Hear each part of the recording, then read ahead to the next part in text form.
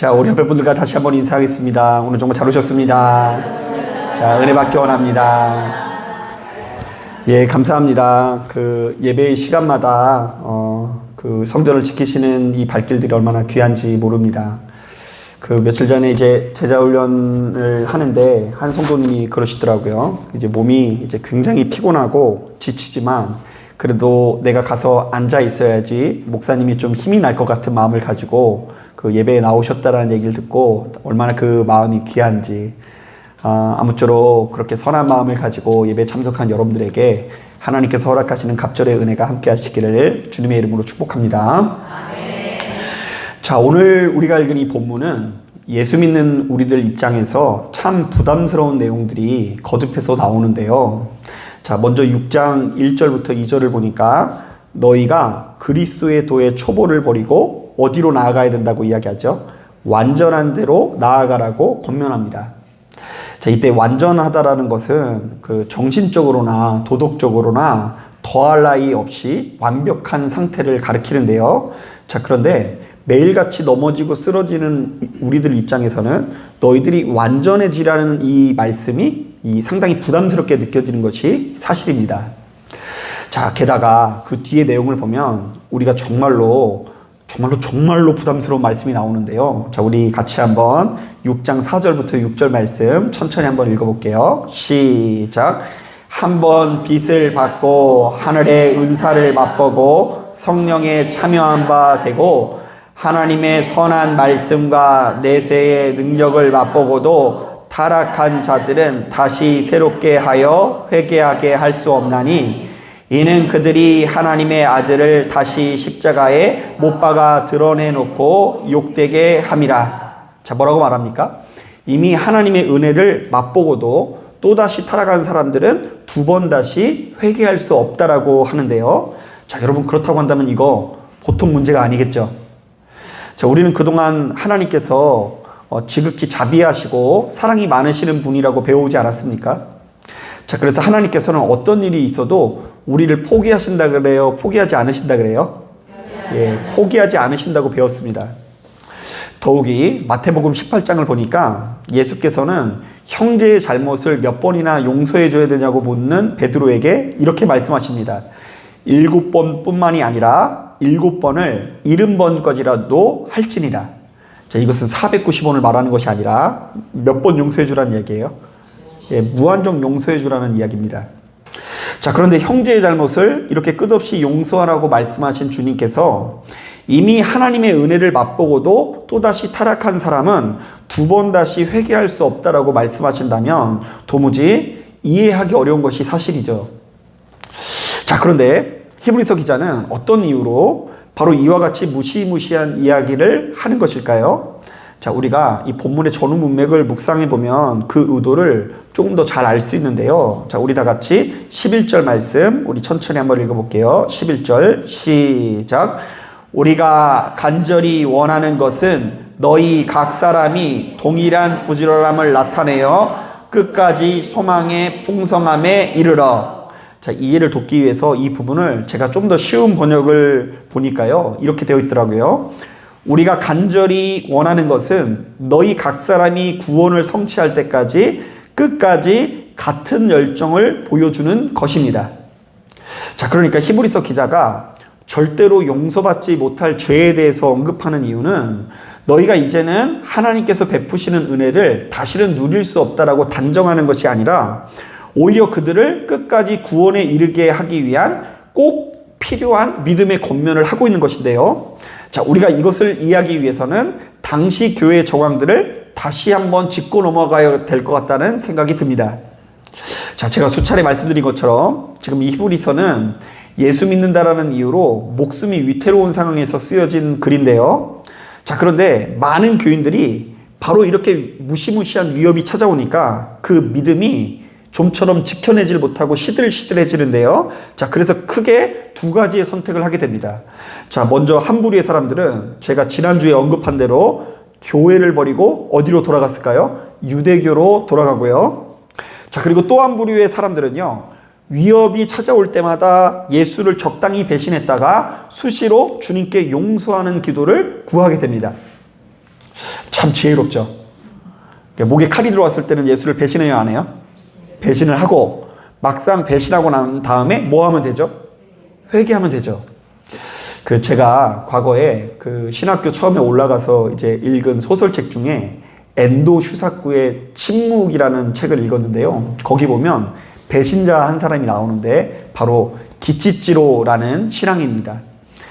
일본 사람들이 좀 잔혹해서 그런지 예수 믿는 사람들을 그냥 죽이지 않고 머리에 구멍을 내놓고 거꾸로 매달아놔요. 바다 같은데. 그럼 머리에서 이 피가 이렇게 똑똑똑 떨어지면서 천천히 죽어갑니다. 그 가운데 이제 까마귀가 눈도 파먹고 그리고 내장도 파먹고 뭐 이러면서 이 사람이 서서히 죽어가게 됩니다.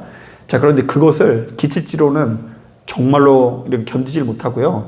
자, 이제 예수님의 사진을 네가 밟으면 살려줄게 이러면 그때마다 그 사진을 밟았을까요? 안 밟았을까요? 말도 안 나오네. 그 사진을 밟고 지나갑니다. 얼마든지 밟고 또 뭘 할까요? 용서해달라고 기도를 합니다. 여러분 어때요? 참 지혜로운 것 같지 않아요? 어차피 하나님께서는 수시로 용서해 주시는데 하나님 한두 번 배반한다고 해서 뭐 달라질 것이 있겠습니까? 또 용서해 주실 텐데 우리는 배반하고 용서받고 배반하고 용서하는 삶을 살아가는 사람을 볼 때 그냥 나름대로 그냥 합리적이라는 생각이 들 것 같기도 하고요. 뭐가 이렇게 잘못됐다고 말하기도 좀 어렵다라는 생각이 들 수도 있습니다. 자, 그래서 히브리서의 기자는 바로 이런 상황 속에서 오늘 본문을 통해서 경고를 하는데요. 자, 너희들 주님께서 사랑과 자비가 많으시는 분이라고 여기면서 아주 자유롭게 배신하고 있지. 자, 너희들 7번씩 70번까지라도 용서받을 수 있다는 것을 믿고 매번 적당히 타협하면서 살고 있지. 그런데 너희가 그렇게 마음껏 배교하며 살다가는 다시금 돌아오지 못할 수도 있다. 자, 그러니까 오늘 이 말씀은 우리를 향한 하나님의 사랑이 변한다거나 그분의 끝없는 용서가 이제부터는 달라진다라는 이야기를 하는 것이 아니고요. 자, 그보다는 끝까지 한결같은 태도를 간직하지 못하는 우리들을 엄하게 꾸짖는 말씀인데요. 자, 그래서 저는 본문의 내용이 이렇게 들립니다. 사랑하는 아들과 딸아, 너희가 툭하면 배반을 하다가는 다시금 구원받을 수 없을 정도로 그 양심이 변질될까봐 걱정이 된다. 자, 바로 이런 점에서 히브리서 3장을 보면 성도가 너무나 처참할 정도로 타락한 상태, 한 번 은혜를 맛보고도 다시금 구원받을 수 없을 정도로 타락한 상태를 가리켜 완고하다라고 표현하는데요. 자, 바로 이것은 그 심령이 딱딱하게 굳어서 돌처럼 변화된 상태를 말합니다. 자, 그러니까 하나님께서 우리에게 아무리 큰 은혜를 베푸셔도 완고한 성도는 그 심령에 어떤 작용도 나타나지 않게 된다라는 이야기인 거죠. 자, 그래서 마태복음 11장을 보면 우리 주님께서도 비슷한 말씀을 하시는데요. 완악한 이스라엘 백성들에게 이렇게 경고하시기도 합니다. 우리가 너희를 향하여 피리를 불어도 너희가 춤추지 않고 우리가 슬피 울어도 너희가 가슴을 치지 아니하였다. 자, 그런데 오늘 우리가 읽은 본문을 보니까 예수 믿는 우리들이 저마다 다 복음을 영접하게 되는데 복음을 영접한 이후에 조금씩 잘하면 상관이 없는데 복음을 영접한 이후에도 좀처럼 자라나지 않고 성숙하지 않는다고 한다면 다람쥐 쳇바퀴처럼 이렇게 돌다가 결국에는 완고한 사람이 될 수 있다라고 이야기하는 거예요. 자, 어느 날 교회를 갔더니 눈물이 쏟아져요. 그날따라 목사님이 전하는 말씀이 너무나 은혜롭게 느껴져요. 자, 그런데 살다 보니까 그 다음 주에 교회를 못 오게 됐어요.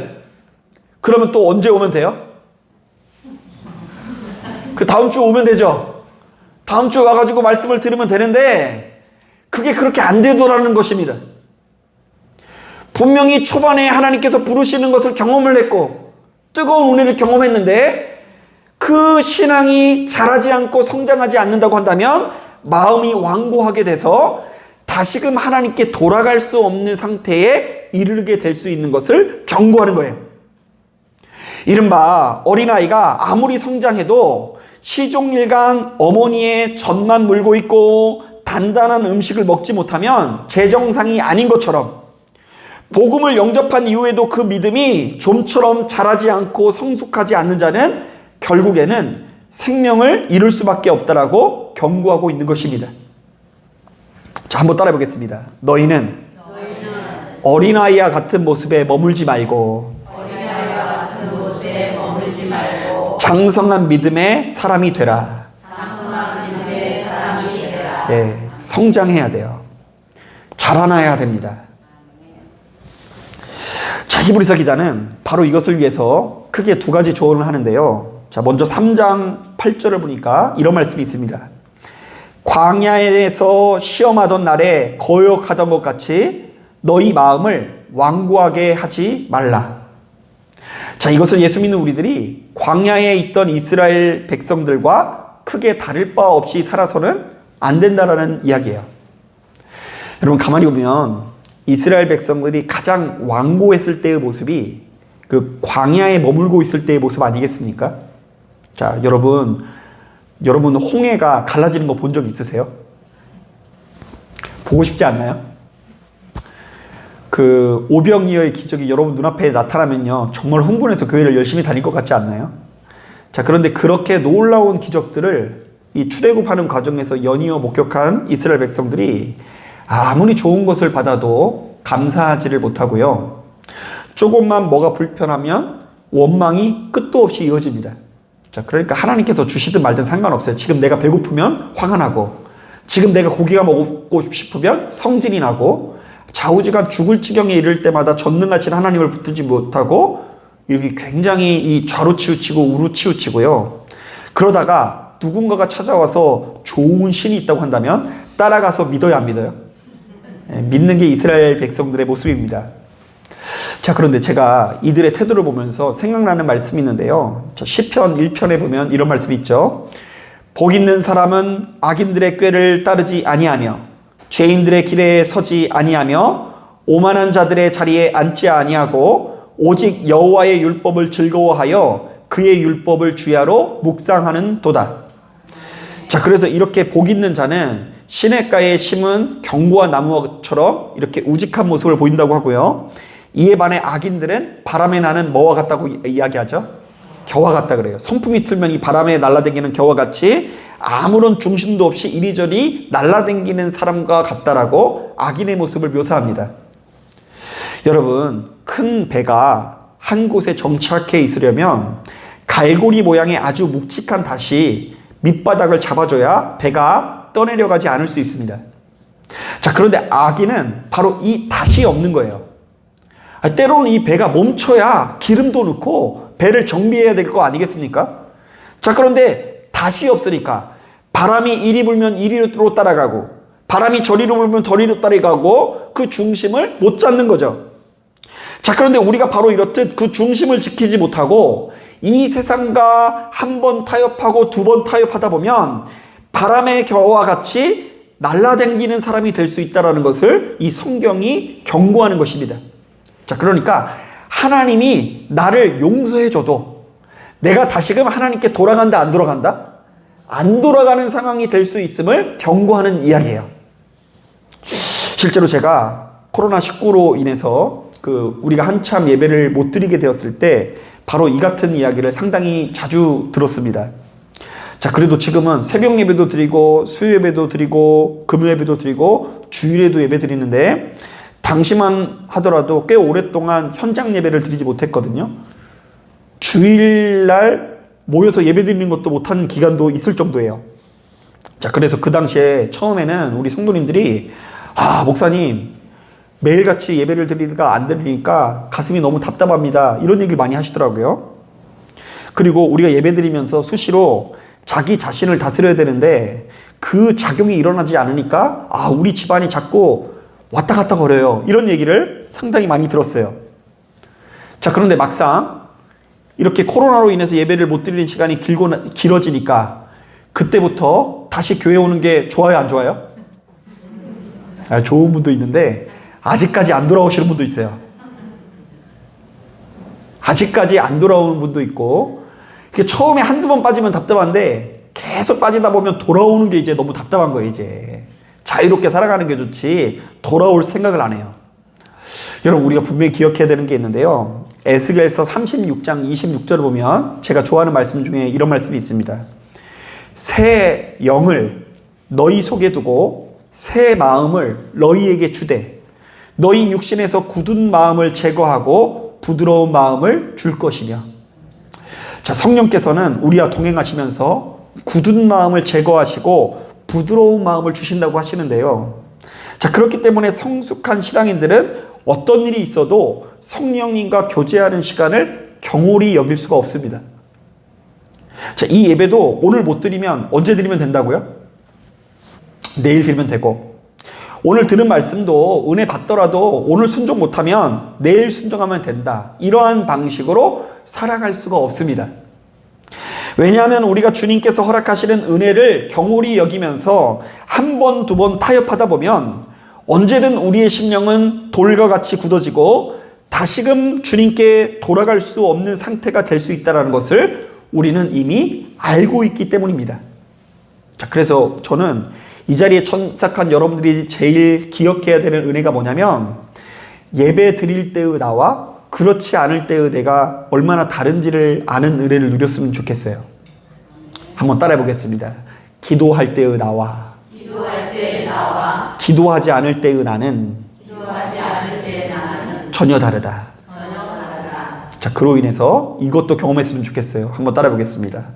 내가 은혜 가운데 있을 때 가정의 모습과 은혜가 없을 때의 가정의 모습이 완전 다르다. 여러분, 제가 이렇게 얘기하는 게 외계인이 하는 말 같아요? 아니면 공감이 되세요? 예, 공감이 되시죠? 우리 예진교회 성도님들은 아마도 뭐 제가 수차례 말씀도 드리고 그래서 다 아시는 분일 것 같아요. 자, 그런데 그럼에도 불구하고 우리의 중심은 계속해서 흔들릴 수 있는데요. 자, 그때 바로 이 말씀을 기억하시길 바랍니다. 한 번 빚을 받고 하나님의 은사를 맛보고도 다시금 타락한 사람은 하나님 입장에서도 방법이 없다. 하나님께서 회복시켜 주기 위해서 빚을 맛보고 하나님께서 진리의 말씀을 주시고 어디 들어보기 어려운 말씀을 들어보게 하셨는데, 근데 그것을 듣고도 돌아오지 않는다고 한다면 하나님 입장에서도 방법이 더 이상 없을 수 있다. 너희는 하나님도 답이 없는 인생이다. 이런 이야기를 하는 거예요, 히브리서 기자가.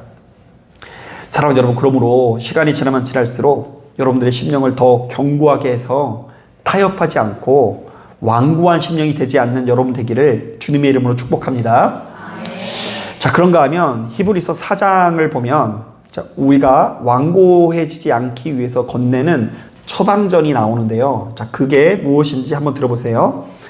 하나님의 말씀은 살아있고 활력이 있어 좌우에 날선 어떤 검보다도 예리하여 혼과 영과 및 관절과 골수를 찔러 쪼개기까지 하며 또 마음의 생각과 뜻을 판단하나니 지으신 것이 하나도 그 앞에 나타나지 않음이 없고 우리의 결산을 받으실 이의 눈앞에 만물이 벌거벗은 것 같이 드러나느니라.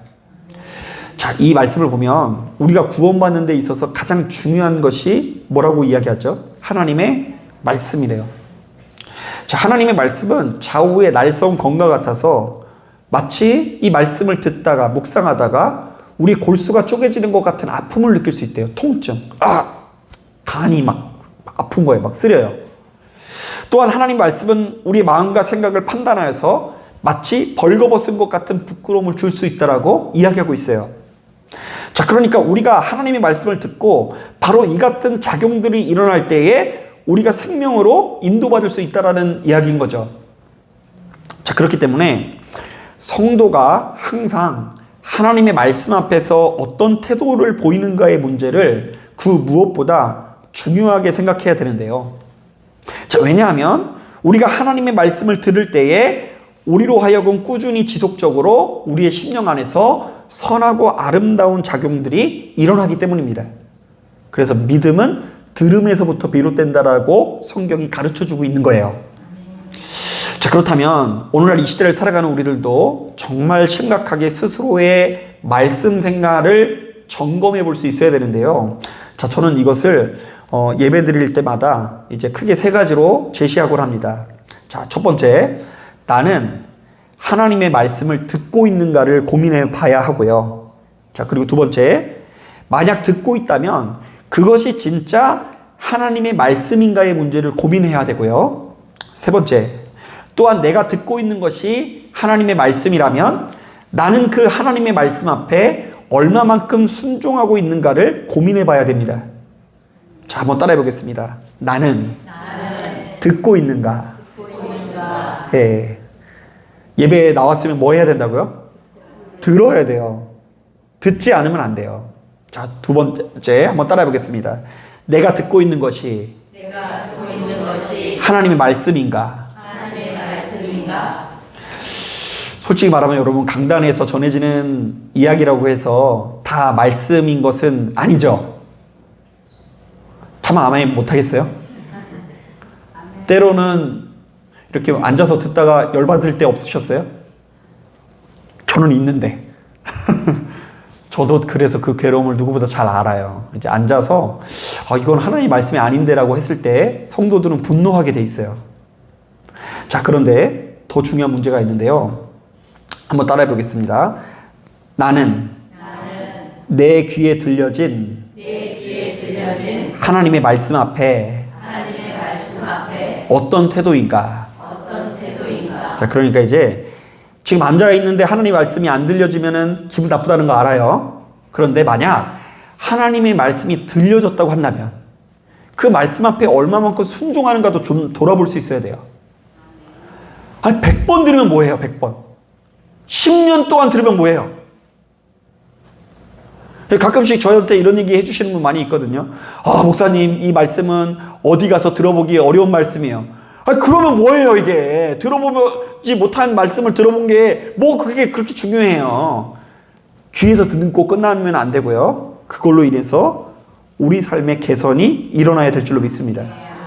그런데 대개의 경우 들으면 내 욕심만큼은 아니더라도 변하긴 변하더라고요. 이 자리에 계신 분들의, 여러분들의 삶이 달라진 줄로 믿습니다. 여러분, 분명히 말씀드리지만 우리가 교회에 나오고 이렇게 번번이 예배를 드리는 이유는 듣기 위해서입니다.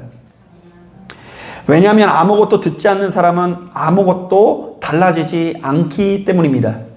그래서 하나님의 말씀을 듣지 않는 성도의 삶과 하나님의 말씀을 듣는 성도의 삶이 다르고요. 하나님의 말씀을 듣지 못하는 성도들의 심령과 하나님의 말씀을 듣는 성도들의 심령이 달라요. 그래서요, 어떤 면에서는요, 하나님의 말씀을 듣지 못하는 성도들이 모인 장소에 가서 말씀을 전하면 어떤 느낌이 드는지 아세요? 마른 장작에다가 이 말씀을 전하는 듯한 느낌이 들 때가 있어요. 이거 어떻게 설명할 방법이 없네. 제가 웬만하면은 누가 부탁을 해도 안 나가고 그냥 여기서만 말씀을 전하는데, 우리 성도님들이랑 제가 말씀을 전하는 게 이제 저에게 사명이라고 생각하고, 이게 사실 저도 이게 편해요. 외부에서 불러서 하면은 되게 막 긴장되고 말씀을 더 열심히 준비하더라고요. 이제는 그런 것들이 피곤해가지고 이 피곤한데 이제 말라있는 성도들의 심령이 느껴질 때가 있어요. 그래서 그냥 말씀을 전하는데 은혜를 받으면 그냥 진짜로 생수가 이 마른 목을 탁 넘어가는 것처럼 이 성도들이 말씀을 듣는 가운데 회복되는 것들을 볼 때마다 또 힘이 나기도 합니다. 여러분, 듣지 않는 신앙은 결단코 총기 있는 삶을 살아갈 수 없고요. 그저 듣는 것만으로도 돌아가는 발걸음 가운데 우리 인생이 그 순간에는 좀 달라지는 것을 느끼게 되는데, 그게 성령의 역사인 줄로 믿습니다. 자, 그런데 안타까운 것은 아주 오랫동안 예수를 믿는 사람일수록 매일같이 주어지는 하나님의 말씀에 충실하지 못할 때가 많더라고요. 일단 말씀에 아무리 큰 은혜를 받아도 그 은혜를 3일 이상 간직하기가 어렵고요. 또한 매일같이 드리는 예배를, 기도하는 생활을 그다지 중요하게 생각하지 않는 경향이 생기게 됩니다. 그래서 이제 저도 이해하는 게 뭐냐면요, 제가 맨날 그런 얘기 하죠. 여러분, 물질 바라보지 말고 누구 바라보라고요? 가끔씩 그런 얘기 들으면 열받지 않아요? 지금 내게 필요한 것은 물질인데, 목사님 그냥 시종일관 그냥 돈돈거리면 안 된다고 이야기하는 이야기를 들을 때 거스르고 힘들고, 지금 이게 내 삶에 무슨 도움이 될까 이런 생각을 할 수가 있어요. 자, 그런데 그럼에도 불구하고 그런 말씀을 자꾸만 들을 때에 우리가 통장 잔고도 지킬 수 있는 줄로 믿습니다. 이게 무슨 얘기인지 모르실 거예요. 이게 다 이게 불편해도 들으셔야 돼요. 하나님의 말씀을 듣는 자가 결국에는 통장 잔고까지 지키는 거고요.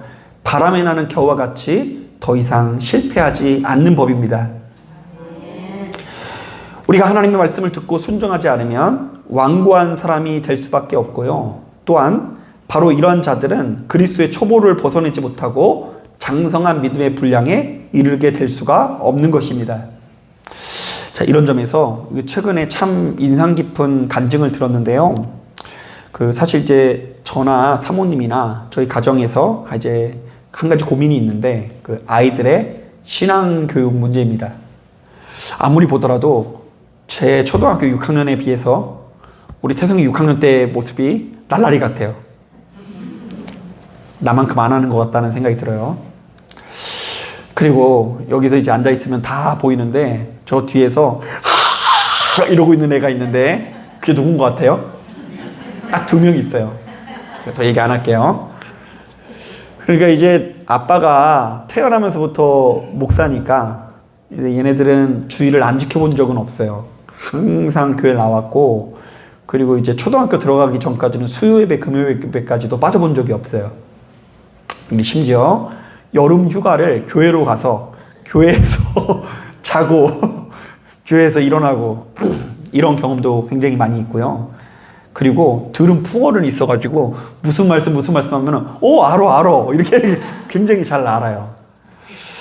그런데 이제 너무나 잘 알고 익숙한데도 불구하고 이 신앙이 어떻게 하면 전해져서 이 아이가 한 사람이 뜨거운 신앙인으로서 자랄까, 이게 이제 목사로서 고민이거든요. 어떤 면에서 여러분들은 지금 다 신앙인이 된 것 같아요, 제가 봤을 때는. 근데 이제 저는 이제 그것보다 이제 집에 들어가면, 이제 이 예배 끝나고 집에 들어가면 이 녀석들이 분명히 지금 텔레비 보고 있을 텐데, 얘네들 볼 때 어떻게 신앙으로 인도할까 이거 고민하고 있는데, 일평생 목회하시다가 이제 목회를 이제 은퇴하신 한 목사님이 간증하시는 거를 들었는데요. 그분도 개척을 해서 이제 아이들을 이렇게 키워나가는 과정에서 저랑 비슷한 고민을 했더라고요. 개척교회는 또 유년부 뭐 이런 것도 없잖아요. 그러니까 이제 그 고민을 하던 와중에 하루는 이 아들이 좀 크더니 아무래도 우리 아빠가 뭐 하는 사람인지 내가 좀 제대로 알아야 되겠다. 이래서 아빠가 뭐라고 하는지 한번 들어보겠다라고 작정을 했대요. 그래서 이제 수첩을 하나 사가지고, 그러니까 그 전까지는 계속 잤는데, 그러니까 얘네들이 아빠가 얘기를 하든 말든 그냥 나와서 앉아는 있지만 잤는데, 아빠가 무슨 얘기를 하는지 궁금해가지고 수첩을 사가지고 한번 적어보기 시작했대요. 자, 그런데 꾸준히 듣더니 그 자녀들에게 아빠의 말씀을 통해서 믿음이 생기고, 더 나아가서 그 교회에서 가장 헌신하는 자가 되어줬대요. 그러면서 이런 얘기를 하더라고요. 많은 성도님들이 자녀를 앉혀놓는 것에 전문가래요. 교회에 앉혀놓는 거. 심지어 뭐 그런 얘기도 있잖아요. 하루에 교회 나오면 10만 원 줄게 해가지고 한 1,000만 원 줬는데 1,000만 원 딱 받고 애가 교회를 안 나오더라. 이런 얘기 못 들어봤어요? 돈으로는 못 가는 것 같아요, 하나님의 나라가. 앉혀놓는 건 전문가예요. 엄마 아빠가 너 그러면 용돈 끊어, 이제 옷 안 사줘, 교회 나오면은 뭐 줄게 해가지고 앉혀놓는 건 전문가라는 거예요. 그런데 앉아있는 것도 은혜지만 들을 귀가 열리는 것이 훨씬 더 큰 은혜이다. 그래서 그것을 사모하고 그것을 유도하라고 이야기를 해주더라고요. 맞는 얘기라는 생각이 들었어요. 여러분, 이게 다 연결돼 있어서요, 의외로 여러분 청년들이 많이 모여있는 이 교회에 가보면 되게 명문대생들이 많은 경우도 많이 있어요. 왜냐하면 얘네들이 공부한 풍월이 있고 그 절제된 삶이 있다 보니까 목사님이 무슨 얘기를 하면 잘 들을까요, 안 들을까요? 들어요. 그런데 이제 이게 평상시에도 타락한 삶을 살면 들어오자마자 레드선 합니다. 그냥 할렐루야로 하고 있어요. 그나마 찬양은 해요. 이게 이제 그 성실의 문제와 좀 연결되더라고요. 그래서 이제 어떤 면에서는 이런 경우도 많이 있어요. 평상시에 그 학식이 없는 사람도 교회에 와서 말씀을 열심히 듣는 가운데 언문이 열려가지고 이제 세상의 지식도 통달하시는 분들도 많이 보게 돼요. 그 저희 이제 외할머니 같은 경우도 그 글씨를 모르시는 분이셨는데 교회에 나가서 이렇게 그 예배 드리고 그러는 가운데 한글을 깨우치셨어요. 저절로. 신기한 일이죠. 여러분, 제가 지금 이렇게 이야기하는 것은 하나님의 말씀을 듣는 것이 얼마나 중요한 문제인지에 관한 이야기를 하는 겁니다. 하나님의 말씀을 듣지 못하는 사람은 사실 어디 가서도 누구 이야기를 듣지 못할 확률도 있고요. 하나님의 말씀을 들을 때에 우리의 언문이 열리고 진리에 대한 호기심도 생기고 세상 사람들을 뛰어넘는 가치를 알아가게 됩니다. 그래서 여러분, 오늘 이 말씀은 계속해서 목에 칼이 들어오는 상황, 예수 믿으면은 목에 칼이 들어오는 상황에서 자꾸 사람들이 교회를 떠나잖아요. 근데 그 교회를 떠나가는 사람들 앞에서 너희는 마음이 완고해지지 말고 툭하면 배신하지 말고 무엇을 계속해서 듣기 위해서 노력하라고 권면하죠. 하나님의 말씀을 듣기 위해서 권면하라고 이야기하는 거예요. 자, 뭐라고 하는지 들어보세요. 하나님의 말씀은 살아있고 활력이 있어 좌우의 날선 어떤 것보다 예리하여 혼과 영과 및 관절과 골수를 찔러 쪼개기까지 하며 또 마음의 생각과 뜻을 판단하니 지으신 것이 하나도 그 앞에 나타나지 않음이 없고 우리의 결산을 받으실 이의 눈앞에 만물이 벌거벗은 것 같이 드러나느니라. 자, 여러분, 이 말씀을 듣고 계세요? 듣고 계시죠? 지금 여러분들 귀에 들리는 이 말씀이, 이야기가 하나님의 말씀인 것 같아요? 아니면 최우 목사의 개똥철학 같아요? 말씀인 것 같죠? 그러면 이 말씀 앞에서 여러분들은 이제 어떤 태도를 보이셔야 될까요? 타협하지 말고